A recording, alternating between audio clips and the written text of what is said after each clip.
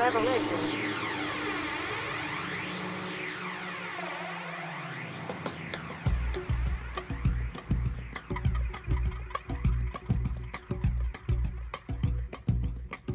Hey everyone, welcome to the podcast today. It is Monday, February 9th. Wow, it's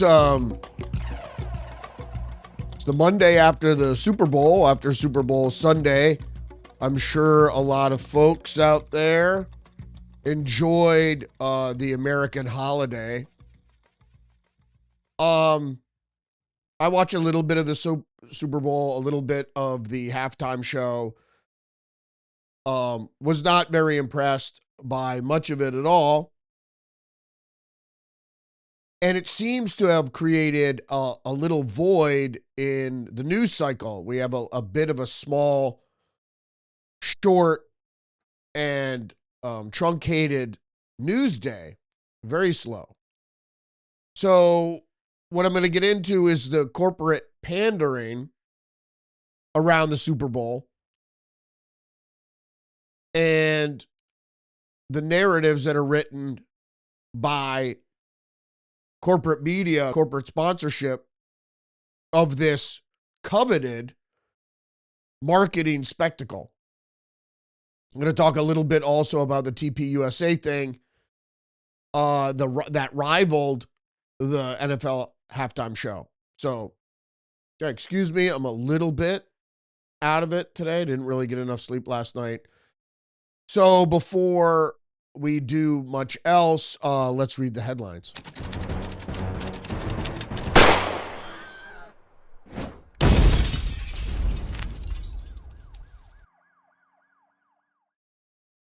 All right, we're going to start with some news that has been overshadowed. This is back from the 6th.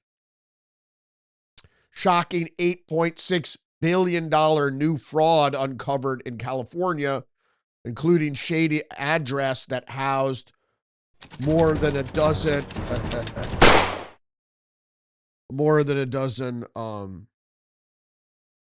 businesses. Like I said, I already had a snafu there. So let's move on with the story. More massive fraud has been uncovered in California as California Post discovered one address in San Diego where 14 businesses were registered in 2020 that got over $2 million in PPP and IEDL loans. That was during COVID. Only a day after the state attorney general Rob Bonta dismissed baseless claims of widespread fraud raging across the state, the Small Business Administration announced they've uncovered nearly $8.6 billion in dodgy COVID-era loans. Now, SBA Administrator Kelly Loeffler announced Friday that the agency had suspended more than 100,000 California borrowers suspected of committing fraud during the pandemic. Now, if you knew much about what happened during COVID, the Biden administration printed an ungodly amount of money and distributed it amongst their constituency and their donors under the idea of COVID relief. And really what it was is just putting money out there for the fraudsters to get a hold of. They're accused of collecting money under the Paycheck Protection and Economic Injury Disaster loans from the federal government that were supposed to ease the economic burden from COVID. What it did is it caused unrivaled inflation. Once again, Trump SBA is taking decisive action to deliver accountability in the state whose unaccountable welfare policies have created a culture of fraud and abuse at the expense of the law-abiding taxpayer and small business owners, says Kelly Loeffler. She went on to say, the staggering number represents the most significant crackdown on those who defrauded pandemic programs and illuminates the scale of corruption that the Biden administration tolerated for years. They didn't just tolerate it, if you don't know how Democrat policies work, they increase spending, they increase the velocity in which the federal government spends money, and then they tell all their people down the pike where the money's coming, how much money is coming, and how to apply for these programs. As we did in Minnesota, Loeffler goes on, we are actively working with the federal law enforcement to identify criminals who defrauded American taxpayers, hold them account, and recoup the stolen funds. As we continued our state-by-state work, our message is clear. Pandemic area fraudsters will not get a pass under this administration, nor should any other type of fraudsters. Indeed. How is everybody today? Please take this opportunity to engage the channel, like, subscribe, leave a comment, share the podcast. All right, so moving along.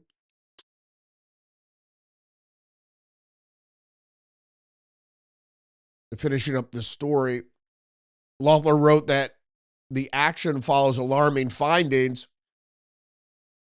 Individuals indicted in the $1 billion Somali fraud scheme also received at least $3 million in PPP loans, and SBA has since identified 13,000 additional PPP loans in Minnesota, totaling $430 million suspected as fraudulent. Now, what we understand about what happens with this Democrat fraud schemes, and they are fraud schemes, is you put a bunch of publicly available money out there and the fraudsters will know how to get it. I mean, that's the problem with the welfare state. You have to have very stringent anti-fraud measures or everybody's going to apply to be on the dole. And you see this often, people complaining, I want my money, where's my money? They're in a lot of instances not even entitled to it. So it's a nation full of fraud, and that's unfortunate because people look at the outcomes of programs, of processes, of policy, procedure, and they look at it as being legitimate, and a lot of times it's just not legitimate, whether it's elections, whether it's the doling out of assistance, et cetera, whether it's corporate advertising and narrative weaving. Now, you might have seen in the Super Bowl advertisement, the pandering, particularly of Budweiser towards patriotic Americans, deserved of a laugh from the left, of course, because it was so overt. They're trying to make up for their trans-identifying Dylan Mulvaney videos with Bud Light, which killed their share of that market. But it was really outright pandering. I thought the Budweiser commercials, people might find them patriotic. I found it pandering and silly. You know, the best thing to do is evoke nostalgic Americana, you know, not the overt symbolism of eagles and all sorts of other stuff. You know, outright just spelling out, this is for patriots. All right, Zero Hedge. Next article here, Zero Hedge. Dems melting down over voter ID as DHS shutdown talks hit a wall. Democrats have a list of 10 non-negotiable reforms that they insist must be included in any DHS funding bill, including, I'm going to go through them here, requiring judicial warrants. That's ridiculous. That's going to slow down the process immensely. And by the way, due process doesn't include every single arrest case or warrant be put in front of a judge. The judicial process, the due process is, are you here legally? Okay. Where's your paperwork? No, you don't have paperwork. Oh, you are here illegally. Okay, you're deported. That's the due process. I don't care if you're here 20 years, 10 years, 6 days, 2 minutes. Also, they want mandating body-worn cameras for all enforcement actions. This has already been done. This has already been done by Kristi Noem putting body cameras on most of the officers, which is fine. I don't have a problem with that. We saw this during the Black Lives Matter riots and at the urging of Black Lives Matter to get body-worn cameras. And what it does is it vindicates the police in most cases. But now is facing, even this ask is facing pushback over the left's fears over facial recognition technology, which is being used. All federal agencies use face recognition. They have been for almost 2 decades. I don't know why this big thing is like, oh. And the problem is that NSA and other federal agencies can also access CCTV that is on the internet. So if you know anything about Ring cameras or most of these surveillance things, it doesn't go to your phone, it goes to a cloud. And then those images can be downloaded or looked at from the cloud, from your phone, they looked at on the cloud, or even downloaded if you need to have permanent access to it. So I don't know why it's surprising that, oh my God, it's I don't like it. But I'm not putting up the surveillance camera, and you're allowed to put up surveillance cameras hooked up to the internet on your building, private property, if you wish. I resisted it for a long time, and now I have one because, there are people creeping around my house. Next up, prohibiting agents from wearing masks or face covering during operations to ensure identification. Well, if that's the case, as many people have brought this up, that certainly, then protesters can't wear masks. If law enforcement can't wear masks, and they're the ones that are really been the victims of doxing and harassment, that if police can't wear masks, then perpetrators should be able to wear masks. I think they should be able to wear masks because of the doxing efforts. I just think it's deplorable, for lack of a better word, that you would dox law enforcement for what end? To harass them, to get them to stop doing what they're doing? Implementing new use of force standards to prevent excessive violence. You don't need that. And racial profiling and enforcement activities, they don't really do that. Wearing clear identification of DHS officers, visible badges, and agency markings. That's not what they're asking. They're asking for clear identification, which means you have to have your name there.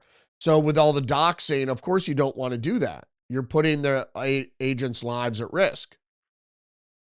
Visible badges and agency markings, they already have that on their body armor. This squawking about it is ridiculous. Of course, I believe the same thing, is that any law enforcement agency should be clearly identified, period. Badges or whatever. So put it on your body armor. Can't have a coat over your body armor, etc. Okay, whatever. I mean, everybody knows who this is. But the problem is the obstruction. It's hard to keep yourself identifiable if as soon as they see you, they're going to not only obstruct you, but dox you and otherwise harass you. I don't know why people aren't on the side of law enforcement. I don't find what they did excessive. If you're resisting arrest, you're running the risk. Yes, sir, no, sir. As I had to explain to my brother last night, oh, ICE is illegal, whatever. I go, no, what they're doing is legitimate. Oh, but their guys aren't trained. I mean, that's debatable. That's debatable. What you can't do is harass, obstruct, and then resist arrest when you're under arrest. I mean, that's what I asked them. You think resisting arrest is okay? Well, that's what they did. And one guy had a gun and he was resisting arrest. Why was he resisting arrest? To get to the gun? Nobody knows. Other provisions for real accountability, such as oversight mechanisms and restrictions on certain tactics, that is too vague. And then it goes into the SAVE Act, is stalled in the Senate, would require voters to present a eligible photo ID when voting, and also requiring proof of citizenship to be presented in person when registering to vote, such as passport and birth certificates. It would also require states to remove non-citizens from their existing voter rolls. Obviously. For some strange reason, Democrats are vehemently opposed to election integrity and have brought back the well-worn trope that voter ID disenfranchises people who are somehow able to produce ID to open a bank account, to buy alcohol or tobacco, and obtain welfare, despite scant calls for calls to reform those activities of the disenfranchised, blah, blah, blah. What is this talking about here? It's the same old trope that black people can't get ID. There's nobody, you can get an ID anytime. You have years and years and years to get an ID, and everybody needs an ID. Sorry. But what they're doing is, what they're weaving the narrative is that you need to present a passport or a birth certificate at the polling site. That's not true. You need that to register. You need a photo ID to obtain those things. So first you have to take your passport or birth certificate to DMV. And even at DMV, your state DMV can also issue you a non-driver's identification. So you could easily get that. And most people need things to get on welfare, etc. But nobody, most of the electorate likes it. It's just Democratic politicians don't like it. Why? Because if the SAVE Act passes, which is going to be sweeping, it's an election integrity law. The Democrats won't win another election for the next, I would say, 2 decades until they figure out how they can scam the new system. All right, headline number 3 here, Fox News. Hakeem Jeffries pressed on Democrat opposition to voter ID. CNN's Dana Bash pointed out Democrats overwhelmingly won in Virginia despite voter ID laws. Okay, whatever. Are you going to be able to, Virginia, that's where the CIA is, right? Isn't the new governor an agent of the Central Intelligence Agency? How did they win with strict voter ID laws? Do they have mail-in ballots?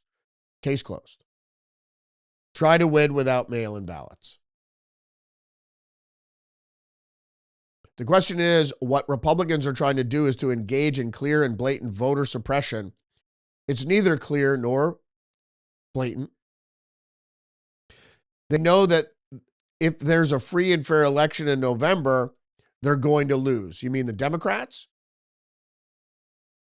If he says they, must mean Democrats, because the Republicans won't lose. In fact, Republicans have been losing every single election since Donald Trump was sworn in January last year, including most recently decisively in Texas, and of course losing all across the country up and down the ballot in November off your election in places like New Jersey or Virginia or New York that are all blue states. I mean, Virginia is a good example. They have a requirement to show your ID, and Democrats have won very, very handily across the state. So why not maybe even just take that off the table and say, okay, maybe not a passport or birth certificate, show an ID. That's not what they're doing. That's not what's in the act. And so Democrats, ask the question, why do Democrats time and time again insist on lying about what is in the legislation? Because as they say in the Matrix, I'm just offering you the truth, no more. So Hakeem Jeffries is lying, and you see this is a normal trope with Democrats, is they keep saying AOC said it, Mamdani said it. Oh, you don't want to have to show a passport or birth certificate at the polling place. That's not what it is. So you show an ID, but to register, you would have to prove your citizenship. And why? Why not? Because federal law prohibits non-citizens from voting.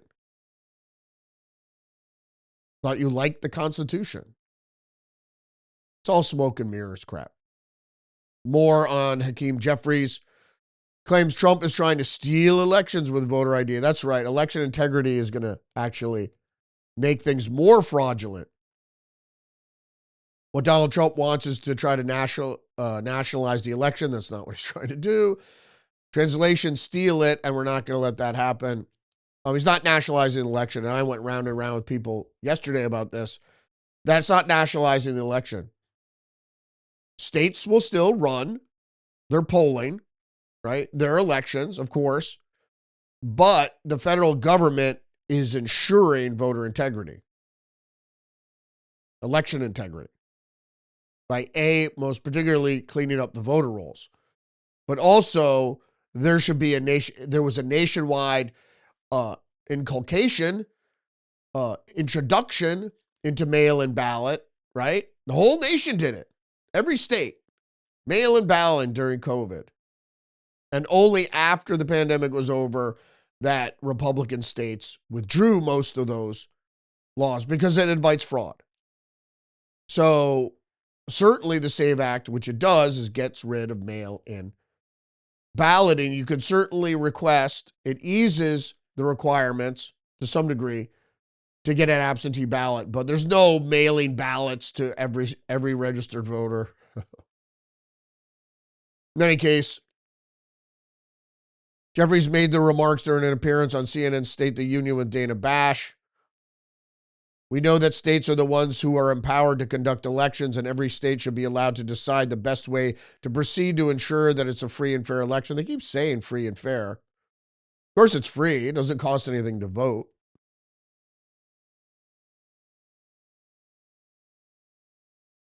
Here in New York, there are, in fact, voter identification requirements. In Connecticut, too, but you could use, it would be a photo ID. Here, the identification could be a utility bill.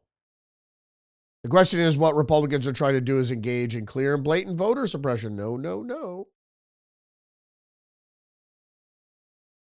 Zero Hedge, AOC announces training to teach agitators how to block ICE agents and dox feds. There she is, staying vigilant on immigration. She's teaching obstruction. She should be removed from Congress. So she is a federal employee. When you're a senator or a U.S. congressperson, you're a federal employee. You're a representative of your state, but you're a federal employee. And she is engaged in helping people obstruct federal law enforcement. And she is supposed to be a lawmaker. So she is technically a law, I don't want to say in law enforcement, but she's part of the whole system. So she makes laws, but then she says, she's supposed to be making laws. And then she says, well, you can just not obey the law or resist the law or resist law enforcement. She goes on to say, we have upcoming teach-ins with Hands Off New York City. So we will be doing that jointly in our community, teaching people to obstruct federal law enforcement or help. So basically what it is, it becomes a conspiracy to commit obstruction. I don't know why they're not talking about that. If you tell somebody to go out in the street and obstruct law enforcement, you're part of the conspiracy. Or if you tell people how to tell people, you're part of the conspiracy in obstruction. Or most particularly to deny rights. Because we have the right to vote somebody into office based on policy and have them enact that policy and carry out that policy. And so it's not just an affront to ICE officers or the federal government. It's an affront to the people that voted for this policy to be carried out, which means me. So my brother was like, oh, they're not real police officers. When you say police, it means you have the power to detain and arrest. So do they have that power? Yes, they do. So they are police. Idiot. And they're engaged in legitimate law enforcement operations. It's not Nazi Germany. They're not just going rounding up people for something that's protected under the Constitution, like their political views. They have a very narrow scope. That was removing illegal immigrants from the country, period. Post-millennial, DHS demands California honor ICE detainers for illegal immigrant criminals. I am urgently calling on Governor Newsom to agree to not release 33,000 criminal illegal aliens in California's custody back into the public without notifying ICE, which that's what all these Democratic cities do. They know ICE is coming and they immediately purge their jails of anybody that might have a detainer, regardless of what their criminality might be. It's not like, oh, this guy's a pedophile, let's keep him in jail. Nope. ICE Acting Director Todd Lyons sent a letter to California Attorney General Rob Bonta urging the state to prioritize public safety and honor ICE detainers for more than 33,000 illegals held in California jails. According to DHS, those currently in custody include 399 individuals arrested for homicide offenses, more than 1,000 for robberies, 3,000 for assaults, 8,300 for dangerous drug offenses, and 1,293 for sexually predatory offenses. No? You're not going to honor the detainer there?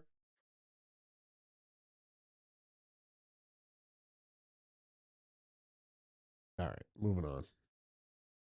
Just the news, two Democrat political organizations took money from ICE contractor as party railed against agency. Of course, two major Democratic political organizations drew scrutiny this week for accepting six-figure donations from CoreCivic, a private prison company that is also a significant contractor for U.S. Immigration and Customs Enforcement, as Democratic politicians criticized federal immigration enforcement practices. According to Politico, review of campaign records, both the Democratic governor, Andy Beshear, or the Democratic Governors Association, which is chaired by Democratic Kentucky Governor Andy Beshear, and the Democratic Lieutenant Governors Association, received substantial funds from CoreCivic. Yeah, it's follow the money. If you follow the money, you understand that there's a conspiracy going on, particularly with funding, to undermine and unwind what America stands for, what it is, in a way that's going to be easily absorbed into the corporate Borg, which is the New World Order, the New World Government, whatever, into the communist, one happy family kind of scenario they have planned for us. And it's all because of AI. And you'll see, if you live long enough, you'll see what's going to happen. And people at first will be like, great, we sit home and play video games, we get a UBI. But they're not going to do that forever. Pretty much you're going to be a drain on the system, and so they'll just eliminate you. And it'll be so innocuous that you won't know, oh, you caught a cold, now you're dead. Oh, you're only 35? Oh, I'm sorry. Bad. And since you'll be locked in your house and the only way to communicate is via digital communications, social media and the like, any criticisms that might be voiced will be watered down. Right. More news, just the news. Labor unions are leading the anti-ICE resistance, but they once opposed immigration. Indeed. Even when I was with the union, American unions, once wary of or even outright hostile to immigration because of the threat towards American wages and bargaining power, are now at the forefront of the anti-ICE protests, opposing the Trump administration's immigration crackdowns. And what people don't realize is that when I was chair of my union, the union was opposed to illegal immigration. Bernie Sanders was opposed to illegal immigration because it threatened the scale of the wage for workers. But now that the unions have been promised that they could certainly sign up the new workers, and they said most of the low-skilled workers are going to be illegal immigrants because they're going to be surged into the United States as specifically to keep wages down. And if you didn't know, unions and management and corporations have constantly had backdoor deals and lots of handshaking and hand wringing. In some instances, mostly, uh, people don't realize that the union is a ripoff. When I really needed the union to protect me against firing for not wanting to take an untested vaccine, they weren't there for me. They go, oh, well, other members are wanting the vaccine and they want closed down workplaces and I don't like sick people at work. That's not the point. The point is the union is supposed to protect the worker when the company does things that the worker doesn't like. They're not. They support policy of the system, whatever the system wants. The unions will acquiesce to, certainly. That's why, I mean, there are lots of workers. How come the unions aren't more powerful? They became less powerful because of the kind of deals they make. And sometimes bad deals, because they got really a black eye. I think what happened was that they were overcompensated, particularly in municipalities that bankrupt governments, and that was the plan all along. And so there were unfunded pensions out there that bankrupt states and municipalities. So I'm all for collective bargaining. I'm a collective bargaining person. It's the only hedge against powerful corporations. Certainly am, but the problem is, you can't always don't trust organizations of man, whether it's a union or a corporation or the government. Since Donald Trump first took office last year, several American most prominent unions like the Service Employees International Union, United Auto Workers, and others under the AFL-CIO umbrella have opposed deportations of illegal immigrants and other ICE operations through general strikes, protests, and workplace training. And you would have to ask yourself why. The biggest economic hit to the country for illegal immigration or due to illegal immigration is the lowering of wages. If you're a wage worker, immigration is bad. And obviously, if you're on social services, you're going to have to compete for those social services with new indigent class. Post-millennial Colombian illegal immigrant who voted in 2024 election, convicted of identity theft, benefit fraud, 59-year-old Lina Maria Orivio Hernandez has illegally resided in the United States for over 2 decades. Oh, but if she's been here so long, shouldn't she stay? She was convicted Friday following a 5-day trial in Boston. She was found guilty of identity theft offenses, benefit fraud, and voter fraud committed while using a stolen identity. Oh, big surprise. People. And it's like people are just lazy. If they figure they could get money without working, they're going to do that, especially if there's no moral barrier to doing that. It's usually the people that don't pay taxes want to steal from the taxpayer.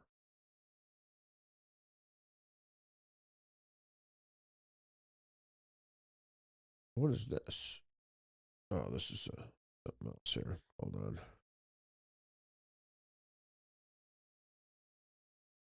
All right, but did I get rid of that whole story?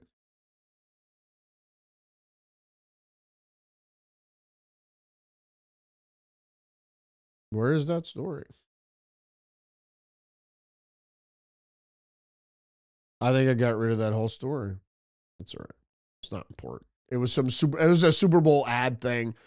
It was about him and hers, but it was sort of preaching down to people. It said, the rich live longer, have better healthcare outcomes. Yeah, because they have more money. And the reason I was going to have that in there in the first place is because I don't believe in that. I believe if you have more money that you could hire better doctors. What's wrong with that? It's this equity shit. Is if you have nothing and you never strive for anything, you should have the same outcome as somebody that worked hard or didn't work hard or inherited money or whatever. It's not how it works. At least it used to be a merit-based society. And speaking of merit or lack thereof, post-millennial again, Mamdani under fire for lack of snow trash removal after New York City storm.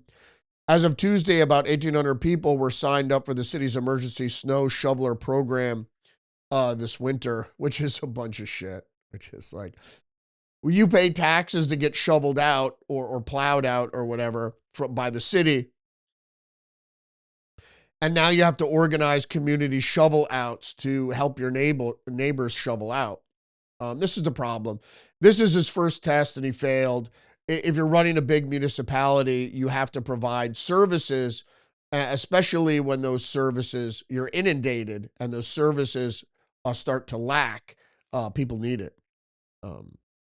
Been many Democratic governors or mayors in New York City that have left trash piling up in the streets. Now, if you didn't see this, TPUSA's All-American Alternative Halftime Show draws millions of viewers to rival NFL Super Bowl. This one's for you, Charlie. You might have heard. I watched a little bit of it. I'm not big on these secular holidays. It just seems stupid. It's a media holiday to watch a game. That's probably, and I could have picked the winner. I knew it was the Seahawks because it's Washington State versus the Patriots. So it's the liberals of Washington State versus Patriots. They always have some kind of symbolic message in the two Super Bowl teams and through the halftime show and whatever. And so I did tune in to TPUSA briefly. And it was like mostly country artists and Kid Rock and stuff. And fine, whatever.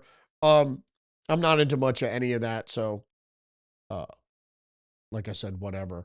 It's all to get you hooked on commercials. The TPUSA thing was great, but I don't need entertainment in the middle of a game that I'm not watching, so I don't care. You know, if it's at a Trump rally or something, I'd probably watch it, but otherwise. But the Federalist says the article, Super Bowl halftime show was a humiliation ritual. Indeed, it was.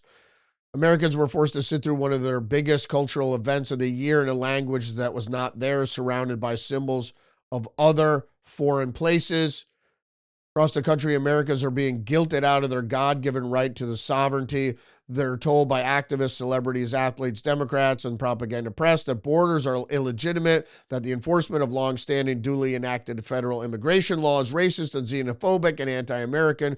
Foreigners wave flags of the countries they refuse to return to in our streets while demanding the right to stay. Activist judges block deportations and openly undermine federal authority on behalf of illegal aliens. All true. All of this was legitimized on the stage on Sunday. A foreign language replaced our national language, English, which it is our national language, despite us being a melting pot. The official language is English. Foreign flags overshadowed the American one, which is a teeny one compared to the other big ones. Foreign culture was elevated during a traditional American experience. At the time, the Americans are being told they have no right to enforce their own laws and defend their sovereignty. They were forced to sit and watch the symbolic replacement of their country and their culture. Yeah. I'm not that big. I like Americana. But when you say American culture, what does that mean? Because it's you should have the freedom to imbue your own culture. You want to make America culture is what they want to make it. That's why I don't follow pop culture. I got my own culture. It's not a white culture or anything. It's America is a place that you're free to do a lot. Obviously within confines of the law. I'm not saying, hey, I'm all for protesting, but interfering with law enforcement, I do not abide by because my taxpayers are paying those fuckers. It's like if I had a delivery service, a food delivery service, and every time my delivery guys went out to deliver pizza that your guys were standing in their way trying to body check them and trying to keep them or blow whistles in their face and harass them while they're trying to do their job. I think those kind of people should be arrested. And by the way, law enforcement, federal otherwise, police have the right to detain you and to hold you up for 24 hours and even bring charges against you, et cetera, et cetera. I mean, this whole thing, like, I don't have to listen to you. And I was watching Cops last night, actually. I thought it was pretty funny. This one guy who was right, that he was being harassed by the cop who pulled him over for some ubiquitous thing. It was just like, oh, not a taillight out, but hey, but he made the mistake of flashing signs at the cop. And if you piss off a cop, he's going to crawl up your ass. You know, that's just the way it is. I don't like it either, but the guy was initially right. And so he had this altercation with the cop that was trying to detain him or get his ID or whatever. And he was initially right with what he was saying, but instead of he goes, I'm just trying to go shopping. So instead of walking into the store, he stayed in the parking lot and started doing circles around the cop and his car and dancing around and doing all this stuff. And then more cops showed up and then they tased him. You know, you could be on your way. The guy was right. You don't have the power to detain me. I didn't do anything wrong. I flashed you a sign. It was 21 gun salute or whatever. It just means I'm a veteran and I can flash signs. It's freedom of speech. And he should have just walked into the mall, but he didn't. He wanted to showboat, and then he got arrested. I think wrongfully, but whatever. Like I said, don't fuck around with the police. I've done it. Believe me, when I was younger, I did that plenty of times. Flipping off the police and being an asshole, and you know they have the power, so they could bring it. Whatever. I just don't understand what people are doing. Just the news, Americans believe cutting government spending is the best way to reduce debt. Indeed. Poll from National Taxpayers Union, of course, poll of taxpayers. The nationwide survey of 800 registered voters was conducted from January 12th to January 14th. The survey included 38% of those who identified as Republicans, 35% of those who identified as Democrats, and 25% independents or unaffiliated voters. According to the survey, 89% of those polled think the U.S. is facing an affordability crisis, while 88% say the $37 trillion national debt will eventually impact them and their families personally. Already does. We pay $1 trillion in debt service every year. Imagine what the American taxpayer could get for that $1 trillion. I mean, it's more than the defense budget. No, but it goes to the banks and for those who own treasury bonds like China. There's more. Article number 14, Fox News, Masih Ro Khanna to visit DOJ to review unredacted Epstein files. Unredacted. We will not rest until the Epstein case is brought to justice, Representative Ro Khanna, who's of California, said.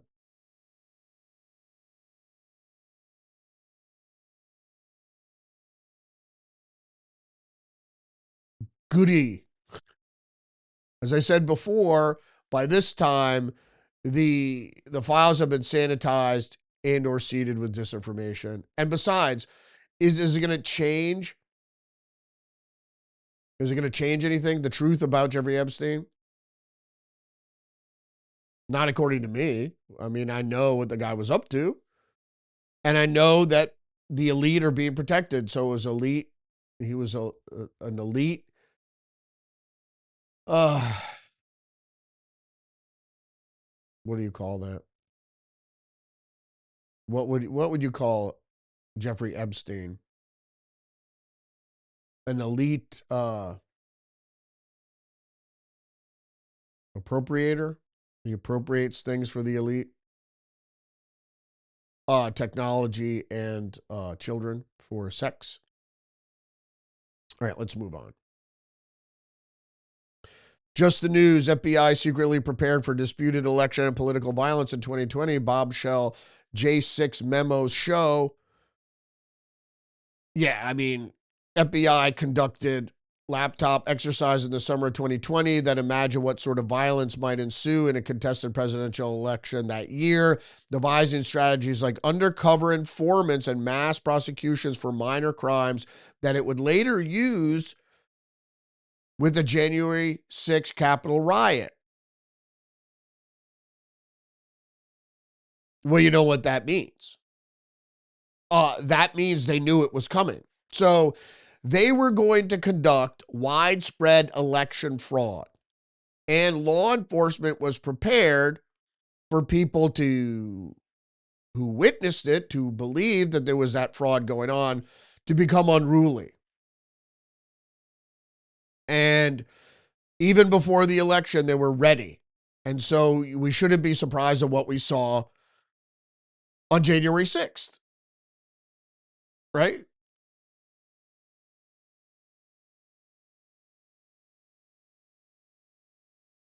Agents in the crowd goading protesters on to do things illegal. You had Ray Epps for 2 days telling people we got to go into the Capitol. That's a crime.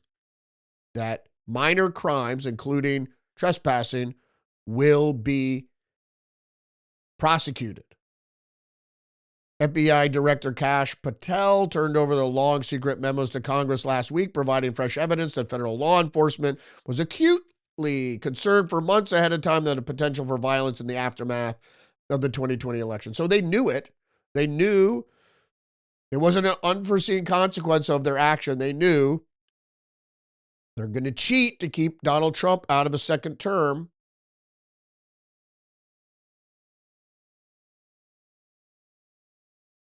And that his base would be pissed. And they were. And so what we're going to do is we're going to have informants and pepper the crowd with informants and agitators.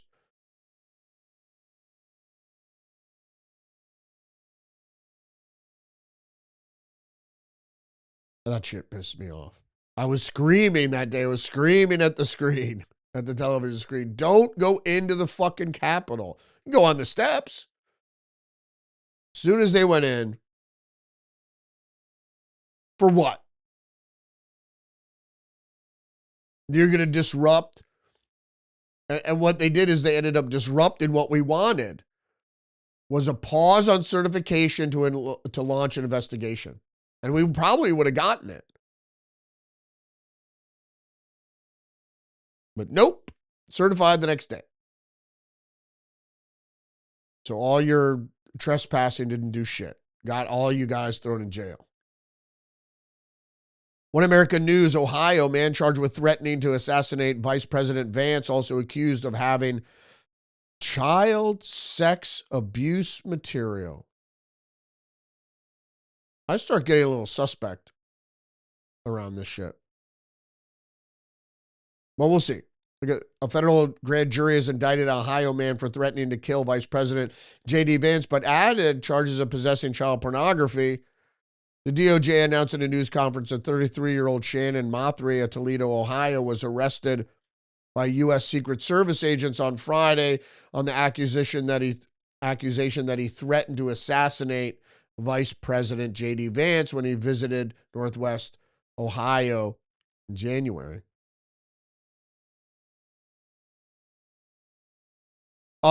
It just adds the moral to what the moral character is of people that are doing this. They're mostly heathens, secularists, pagans, that don't really care about their fellow man if their fellow man has been previously demonized. And that's the whole thing. It's easy. It's sophisticated, but easy. Mundane, yet the stealthiness of the propaganda is sophisticated, meaning that, you know, people don't even realize they're being propagandized. It's straight up Maoism, but it's done in such a subtle way from a bunch of different vectors: news media, peer groups, social media, politicians. It's like coming from every angle, and the people don't like it. I don't like it. I mean, other people are just, my brother has like MS Now on in the background all day long, and so he starts hearing this, you just regurgitate it. Just the news. Chinese academics top U.S. schools. Chinese academics at top U.S. schools and labs were part of CCP's infamous Thousand Talents projects. And we've gone over the story at nauseum. We are completely rife with infiltration by the Chinese communists. We're a free society. And then people have been browbeat with xenophobia and all this stuff. And you're racist because you don't want communist spies in the most sensitive areas of the federal government, or in this case, American academia. Elite colleges have been infiltrated by Chinese academics who are affiliated with the Chinese Communist Party's infamous Thousand Talents program, which has historically been used to steal U.S. technological and scientific know-how for the benefit of China. And even the bioscience head of Harvard was taking money from the Thousand Talents program and was indicted. And at the same time, Chinese agents were trying to smuggle out biological material stolen from Harvard. More Chinese news. Washington Times, Hong Kong media mogul Jimmy Lai faces sentencing in a landmark national security case. If you didn't know, 3 government-vetted judges in December convicted Lai, 78, of conspiring with others to collude with foreign forces to spread the truth. Oh, no, wait, to endanger national security and conspiracy to publish seditious articles. Lai, who pleaded not guilty to all charges, faces a maximum sentence of life imprisonment under Hong Kong security law that Beijing deemed necessary for the stability of the Chinese Special Administrative Region. In other words, during COVID, they rolled in the tanks and shit and took over when they weren't supposed to give it up till, I think, 2035 or 2045 or something like that. That's not the way the communists roll. They have to get in there and squash all objective news, or any news that's critical of the government. More news. Wall Street Journal, a Chinese factory that opened in the U.S. and clobbered its rivals. President Trump has pressured trading partners for investment in U.S. manufacturing plants. What if the local industries can't compete? Not with China. Yeah, so it's okay. They have factories here in the United States, so there's going to be some sort of tax burden on these factories. That's the best way to do it. If China wants to open factories here, great. But they have to operate under labor laws of the United States. But it's just, we're being inundated, but would rather have Chinese build stuff here than in China if you're going to have Chinese manufacturing. So the Wall Street Journal is trying to say, oh, is it really worth moving their factories here? They still clobber us. We should just leave them over there, because the Wall Street Journal is protecting Wall Street and corporate America about their investment, which was all manufacturing is going to be done with slave labor out of East Asia. But they also manipulate their economy. Zero hedge. China is pumping cash to fill a $456 billion liquidity shortfall. In other words, the Chinese don't have enough money on hand to pay their people. That's liquid. They need to dispense that money. It's not, liquid is the difference or the opposite of assets. So you need cash on hand. You can't pay people with property or gold or whatever. Gold is considered an asset more than liquid. All right. Last article here. Got a couple minutes left. It was a slow news day, too. Only had like 21 articles to really go through. Let's see if there's any breaking news, just briefly.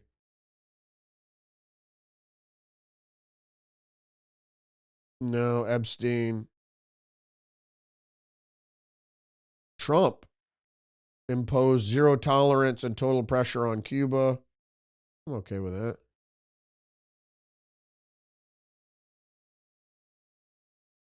What else we got here?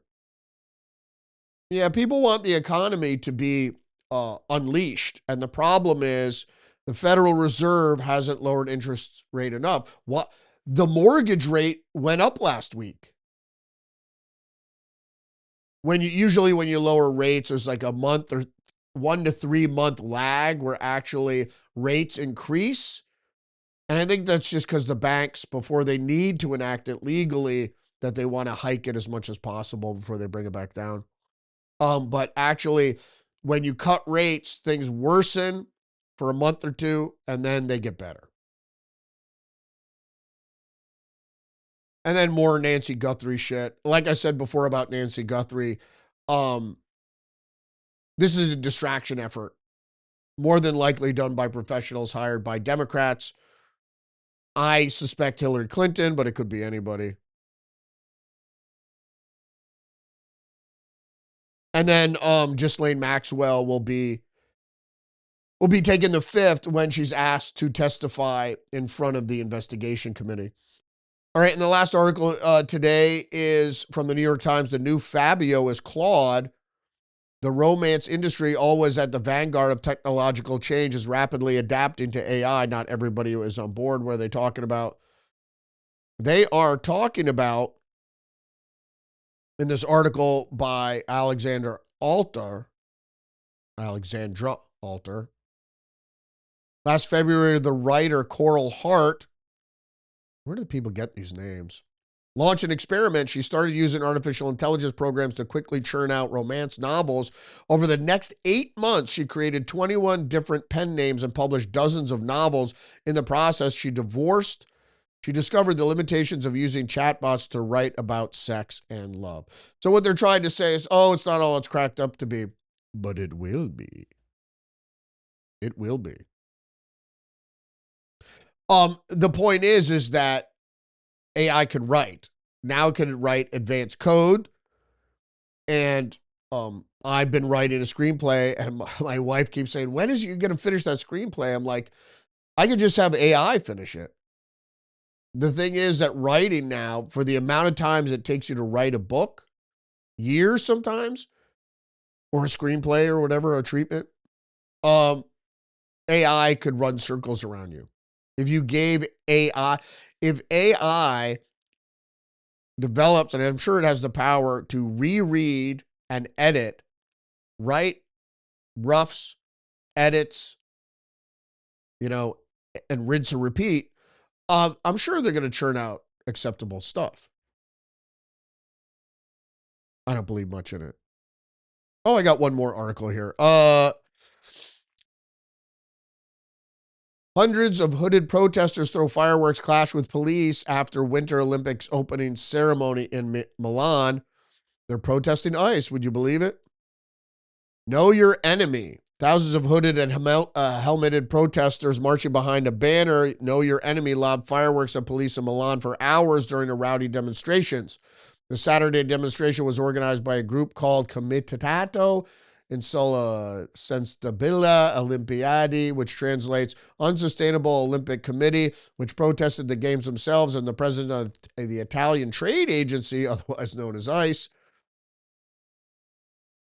Local police, many in riot gear, pushed the rowdy crowd back with tear gas and water cannons. We should bring back the water cannon. In an effort to disperse more than 5,000 agitators, some of whom unfurled huge banners saying trans and binary, with one calling for community resistance. On Friday, hundreds of anti-ICE protesters chanted and set off flares to protest the agency's role at the games. The Italian government said ICE agents are not active on the streets and said Homeland Security investigations personnel are working out of the U.S. diplomatic mission, so they were there. In addition to anti-ICE protesters, the demonstrators were pushing back on the prohibition of trans athletes at this year's games.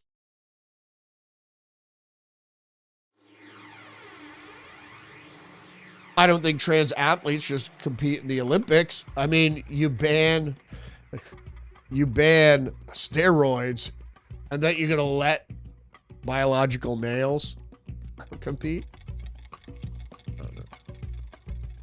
Thanks for joining me today. Don't forget to engage the channel, like, subscribe, leave a comment, share the podcast. Join me every day, Monday through Friday, live stream, 10 a.m. on Rumble, YouTube, etc., etc., etc. All right, we'll see you tomorrow. Respect. I'm Donald Trump, and I approve this message.